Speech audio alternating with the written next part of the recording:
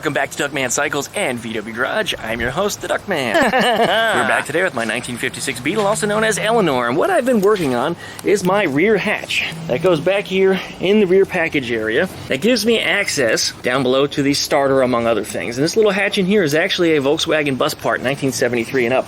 And I'm going to get to work on that a little more today and get that thing prepared to start installing it in here. Now this weekend I'm going to go ahead and pull the body off the car and do some of the cutting so that way I can get it welded in. But before I can get that far, I've got to do some rust remediation on it. There's an awful lot of holes in it, you can see right there. So we're going to get those straightened out. So don't forget, like, comment, subscribe, pluck that little dingle belly down there next to the subscribe button. That way you get updates every time I upload a new video. And don't forget to join us on Duckman Cycles of VW Garage on the Facebook page. And hopefully the weather will stay up, because rain is in the forecast again. But hopefully the rain will stay up long enough that I can actually get something done. And no sooner I hit the record button, the wind has started to pick up. And it doesn't feel moist or humid or anything yet, but yeah, I might be forced to push this car inside in a hurry. So we're just gonna have to see what happens. Thanks for watching, you guys. Really appreciate it. Roll that intro.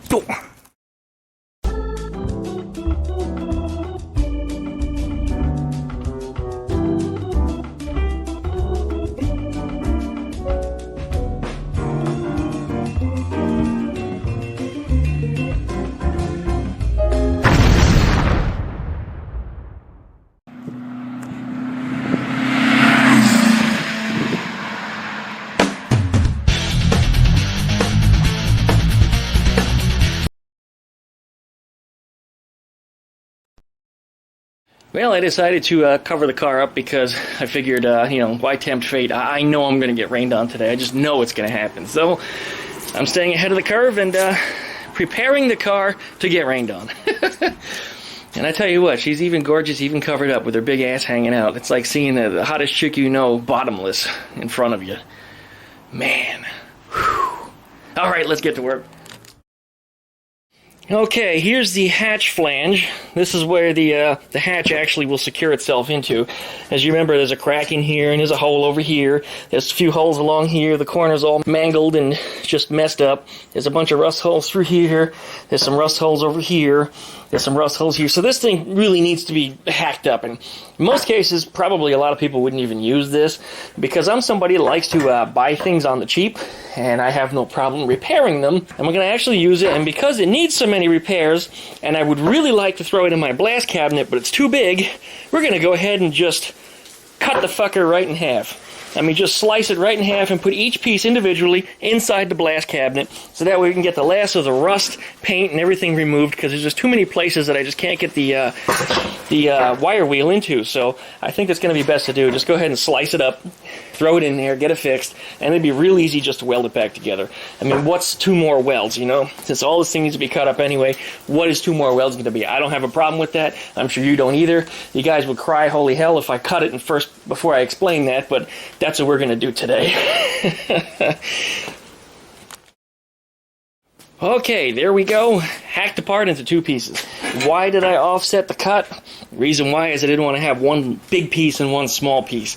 I just find that to be cumbersome. You'll have one piece that's harder to work with.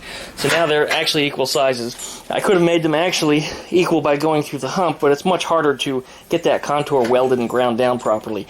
So I didn't want to do that, so I went through one of the valleys instead on both sides. Okay, it's looking pretty good. Let's throw this sucker in the blaster and try to clean it up. I got one half of it blasted, knocked all the rust off of there, got all the paint off of it. To see what needs to be repaired. The holes really became obvious at that point because the blaster blew some of them through even worse. Wherever there was weak or brittle metal, yeah, it completely blew it through. And I'm hearing my phone, it's about to go off. There it is. That would be a service call. We're going to have to check in on that, but before I even get to that, I'm going to blast this side. So you see we still got a lot of paint to get, and this is where it was really hard to get that wire wheel into. And the whole opposite side on this needs to be whacked just the same. So let's go ahead and get on that, and we're going to check our email and figure out exactly what's going on with my service call. Well, before I started sandblasting, I checked my email, and it turned out that service call actually wasn't for me. It was for the other technician that's on the other side of my territory, so good thing for me, I'm off the hook. Finished up the sandblasting here in this other piece. Looking pretty good. Looks like I got everything that really needs to be gotten. There's a little bit of rust here and there, like in here. I can hit that with a wire brush, and a little bit of phosphoric acid will clean that right up. Mainly what I wanted was the old paint off. And I think I succeeded at that. So this looks pretty good. What I'm going to do next is start cutting out some of the little pieces, like this area in here, and this area in here, and start making little patches, and start welding them in. And you guys are going to see that process. I went around and looked for all the damaged parts that need some work, and I drew boxes around them with a marker. I drew some circles around some of the smaller ones, and the smaller ones with a welding spoon I could probably just tack them off, fill them right in. I think that's where we're going to be at, so we're going to start cutting some of this up. Some of these I'm going to have to probably hit with a Dremel because they're kind of in a weird spot, like up in here. Other ones like this I can hit with an angle grinder. I can just go right in like here, and then right across. But this one I don't want to cut into the flange because there's no reason to. But it turns out I just might do that anyway because, you know what? Yeah, I am going to do that because it's going to be less welding and less cutting and less fuss. So I'm just going to go straight in there and take that whole thing right out. So I'm going to extend those lines. Now that I looked at it a second time, I just had to say it out loud. You know, sometimes when you speak out loud when you're talking on these videos, which is one of the reasons why I repeat myself, I'm speaking out loud because it's like listening to somebody else giving you a suggestion. And that's what happened in this case right here. So yeah, I'm going to just cut that whole piece right out of there and make a new patch. I've got some original sheet metal from Eleanore. You see the green is still on it. And I'll probably use a lot of this as patches up through here. So I think the first one I'm going to start with is that one. That'll be a nice one that's easy to demonstrate. And it's got three curves to it. The one that comes here, the one that goes under here, and then the one that comes up over on that edge. So I'm going to have to cut that out, lay it flat, and then draw around it, making an approximate size, cut it out, and put it into place, making bends and contours along the way as I weld it in. I cut out two pieces here. I didn't want to do more than that because if you start cutting away too much, everything becomes too flimsy and you might start warping the living crap out of it. But here's the pieces that were cut out, and you can see that they're cracking and falling apart. There really wasn't too much bad metal through here, but it was just easier to make a straight cut and cut the whole chunk out as one big piece. So I need to remake this out of a new piece of metal, and this is some of Eleanor's original metal. It's actually in pretty good shape. Got a little surface rust on the back side, but nothing that I can't sandblast off. And of course I did the same thing for this little piece in here, so I need to remake that too. So this is what I've got. I'm going to take the Sharpie and start drawing out, you know, approximately the size of this little thing, and start bending the shape into it using a flat pair of vice grips here. These are incredibly convenient for making these kinds of bends. So once I've got that bent into shape and I've got that created, matter of tacking it into place and calling that done and moving on to the next piece. Okay, here's my pieces made. They're all bent into shape, and these are almost perfect. I mean, they're really close to perfect. What I'm going to do is throw them in the blaster real quick and get a nice clean surface. That way I can get a spark on them and get them tacked into place properly. Otherwise, they're pretty good. The flange on this side is a little bit tall, but once I get it welded in there, I'll trim it down to where it needs to be. And if there's any fine-tuning in the bends that I need to do, I can do that as I start to tack it in. I'll start up here on this side first, and then gradually bend it until work my way towards myself here. And then once that's in, as I said, trim it off, and we're good to go. Okay, let's go ahead and get these things blasted. The sandblaster did a pretty good job along here, I gotta say. These things look like they were actually original pieces that I cut out. So, now that we're ready to go, got the welder hooked up, got my settings dialed in, and we're going to start tacking these suckers in here and then gently bending them to make sure that they get to the contour that I'm looking for, to make them match and make them look like they were factory. Alright, let's go ahead and hop to it. Well, I think I'm going to need a rum to celebrate because all the contours on this actually line up right on the first try. Everything just kind of fits in there and it's good. I just have to press down on it to make sure that it's flat with the surface of the table, so that way it doesn't flex and get all, you know, wavy. So that way I have a good seal on the lid when I install the lid on it. But it looks like I want to push down right here and right here. This one settles itself in, but right here is where they need to be flat. Alright, I'm going to continue at this, and you know the reason why it does that is because of the weight of the clamp over here for the ground wire. But that's looking pretty good. There goes my phone again. Work-related email. We're going to check that and find out what's going on. But we're going to continue welding away at this otherwise. This is looking good. Okay, I think that turned out pretty good. I still need to tweak this corner over here because I couldn't get in there with the grinder, so I'm going to hit it with my sander. Up in here, it's nice and smooth. This looks pretty good. I'm going to hit this with the sander also. It's a spot that can't get the grinder, and there's a little hook right there that catches my finger. I went ahead and filled in all these holes that have circles around them. A few over here also. Got these guys right all the way around. I still need to cut out this corner and a few little pieces over here.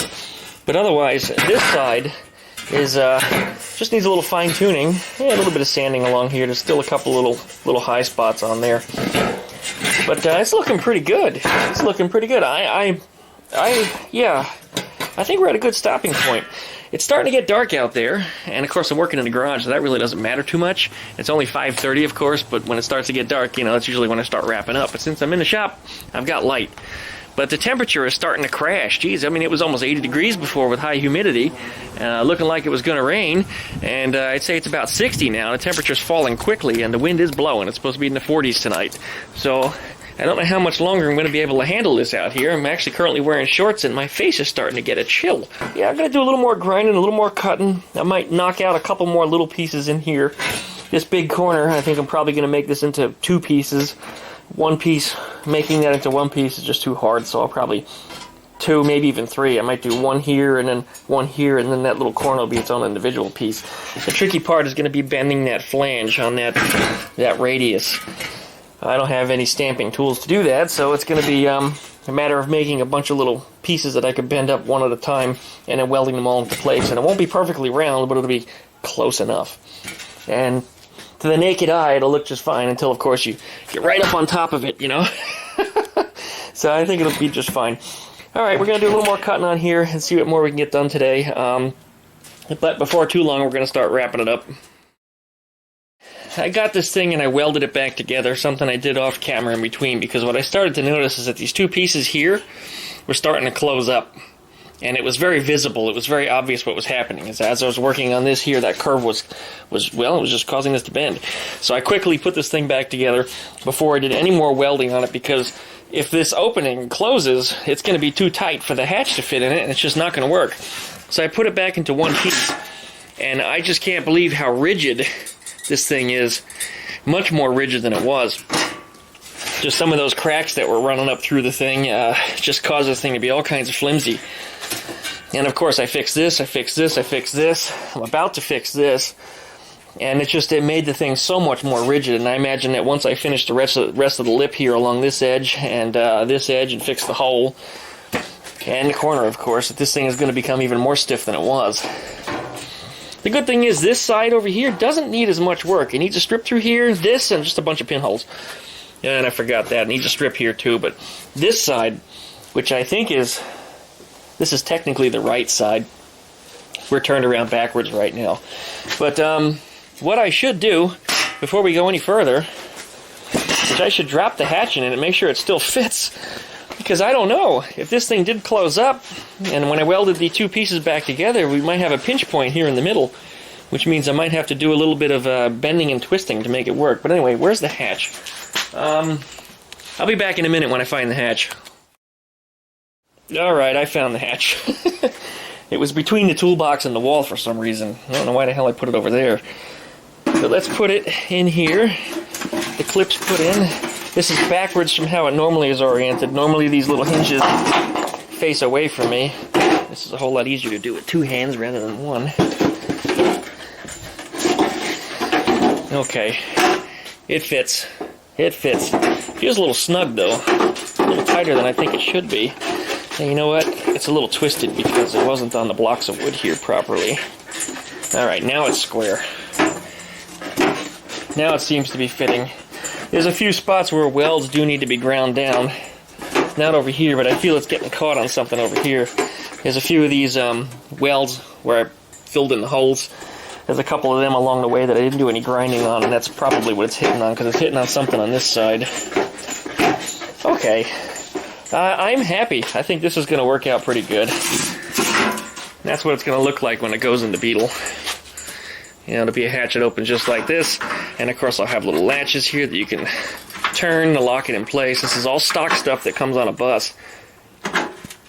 So, that should work out nicely. Beautiful thing inside of here, look at that, absolutely no rust, none at all. None at all. Of course, that faces away from the weather, and usually it's covered in insulation, so it's not really a wet spot unless the top gets compromised like this. But oddly enough, even around that area, you know, there's not a whole lot of rust. So, I think we're going to put this away and call it a night, because the temperature is crashing, like I said. I mean, it's about to hit like 48 degrees out here, and I'm still wearing shorts. And, well, I'm used to Florida weather, and I gotta say that as long as I'm working, I don't get cold, but it's not hard work that I'm doing. I'm actually standing here, you know, with actually the fan on me. You know, I got a fan here, because when I work and I'm welding and even when I'm grinding, all that dust and shit, I blow it away from me. I put a mask on most of the time whenever I'm grinding, but for the most part, I just want to steer it away from me. It keeps it off of my body, keeps it off my clothes. All that crap goes outside. That makes a huge difference, but what does it do? It makes you cold. So, yeah, I think I'm done for the evening. I'm going to start wrapping up. I do have a service call, and it turned out to be a really dumb one. I'm being asked to go to a nearby town that's only about 45 minutes from here, because, and this is ridiculous, they were going to send the other technician from 3 hours away to go service it, but he didn't have the parts. So they were going to have me ship the parts to this location when it's 45 minutes away. I said, well, I could always just, you know, drive the parts to the location and, like, maybe fix it while I'm there. I think that would make a little more sense instead of waiting 2 days for the parts to arrive. So once again, parts shipping and people just not thinking. And I'm a few steps ahead of everybody on that, so we're going to do it my way.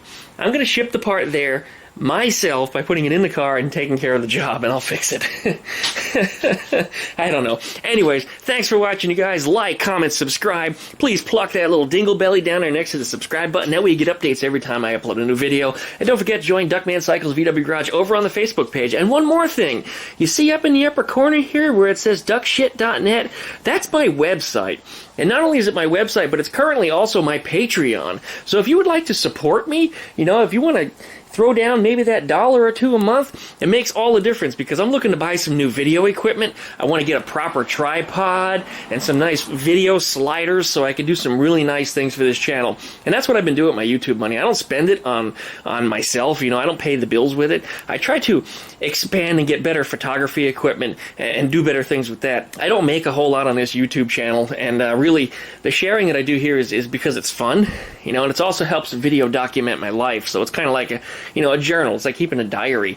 I get to see a little bit of my project. And often, you know, a year or two ago when I work on something, I might forget what I've done. And it's really nice to go back and look at that videos. But at the same time, I've done something for the community. The Volkswagen community can see the type of work that I've been doing and how easy some of the stuff is, or how hard some of the stuff is, or whether or not they want to get into a certain something. So there's a lot of people that I've helped along the way. And I got to admit that I've met a lot of friends.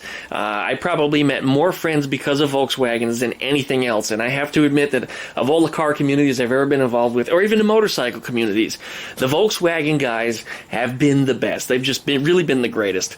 But anyway, the Beetle's been covered up, and you know what the tarp did for me?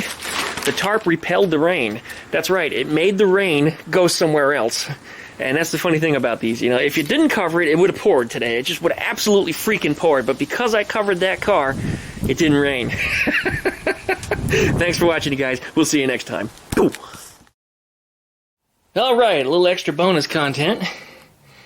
Check it out right there. That's the both the flange and the flap, all in one, sitting in the rear package area. I think it's turning out pretty good. Of course, it needs a lot more work to fill in the rest of the rust holes before I can start digging into the car and getting it welded in there, but that's what it's going to look like. Alright, see you next time.